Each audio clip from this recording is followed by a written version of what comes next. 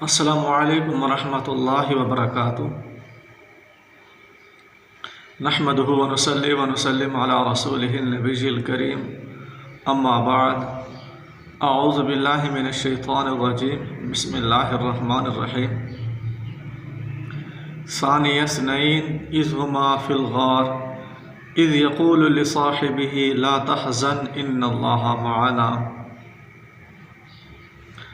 حضرت ابو بکر صدیق رضی اللہ تعالیٰ عنہ وہ افضل الصحابہ تھے اور اعلم الصحابہ تھے۔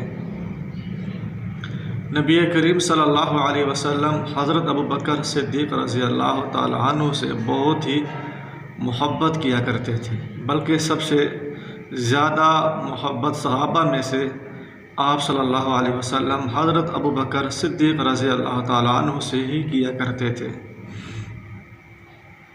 حضرت ابو بکر صدیق وہ عظیم صحابی ہیں جن کا تذکرہ کتاب اللہ میں بھی آیا ہے۔ اللہ تبارک و تعالیٰ نے قرآن مجید میں آپ کو صحابی کہا ہے۔ اللہ تعالیٰ نے فرمایا ثانی اثنین اذ ہما فی الغار اذ یقول لصاحبہ لا تحزن ان اللہ معنا۔ جب دو شخص غار میں تھے تو اذ یقول، ایک آدمی یعنی محمد صلی اللہ علیہ وسلم وہ کہہ رہے تھے لصاحبہ، اپنے ساتھی کے لیے، اپنے ساتھی سے یہ کہہ رہے تھے۔ قرآن مجید نے حضرت ابو بکر صدیق رضی اللہ تعالی عنہ کو صاحب رسول کہا ہے۔ اللہ تعالیٰ فرما رہے ہیں کہ نبی کریم صلی اللہ علیہ وسلم نے اپنے ساتھی سے کہا لا تحزن ان اللہ معنا، اے ابو بکر، اے میرے ساتھی، آپ غمگین نہ ہوں، اللہ تعالیٰ ہمارے ساتھ ہے۔ حضرت ابو بکر صدیق رضی اللہ تعالیٰ عنہ کو کیا پریشانی تھی، غم کیا تھا، کیا لاحق تھا؟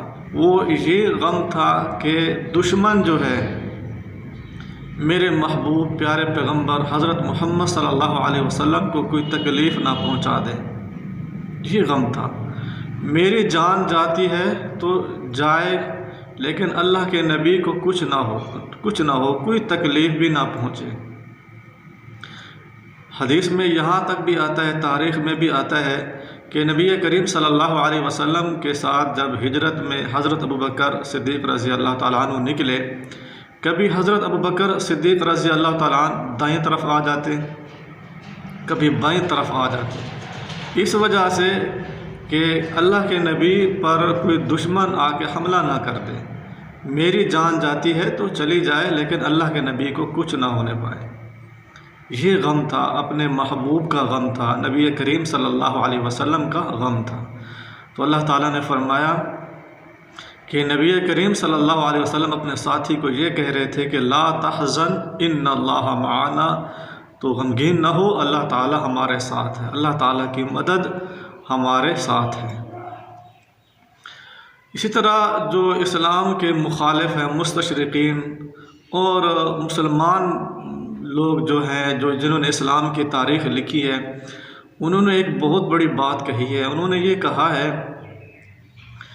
جب نبی کریم صلی اللہ علیہ وسلم معراج پر گئے، واپس آئے، تو بڑا ہی ایک مسئلہ تھا کہ معراج کی رات ساتوں آسمان، یعنی معراج آسمانوں پر جانا اور پھر واپس آ جانا ایک رات میں، لمحات میں، اس چیز کو عقل نہیں مانتی تھی، اس چیز کو عقل تسلیم نہیں کرتی تھی۔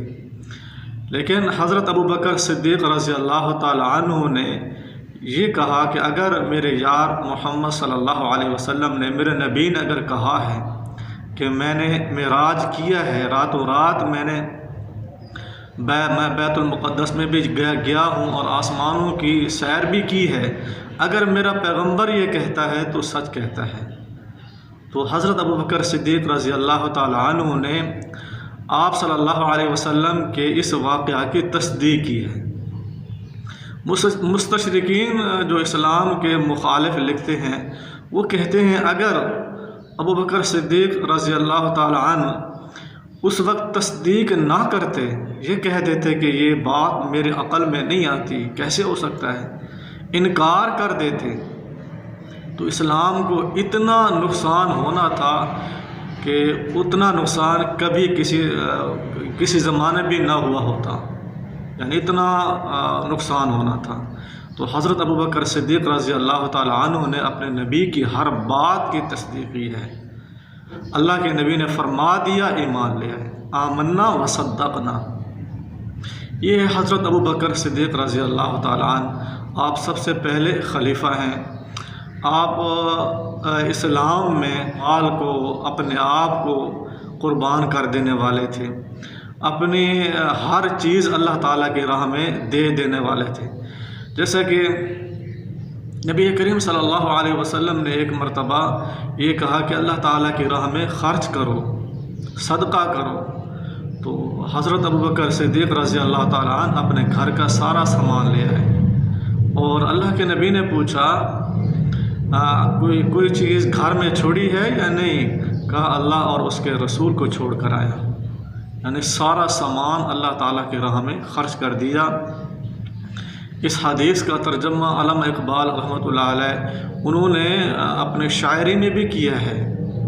اگر آپ اس کا مطالعہ کریں تو آپ کو اس حدیث کا ترجمہ آپ کو مل جائے گا، اشعار کے انداز میں انہوں نے بیان کیا ہے۔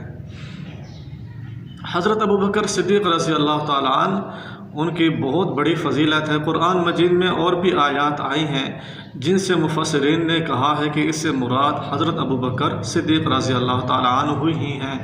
وَسَيُجَنَّبُهَا الْأَتْقَى، اس الاتقا سے مراد حضرت ابوبکر صدیق رضی اللہ تعالیٰ عنہ ہیں۔ وَالَّذِي جَاءَ بِالصِّدْقِ وَصَدَّقَ بِهِ اولئک هم المتقون، وصدق بہ سے مراد حضرت ابوبکر صدیق رضی اللہ تعالیٰ عنہ ہی ہیں، حضرت ابوبکر صدیق رضی اللہ تعالیٰ عنہ ہیں۔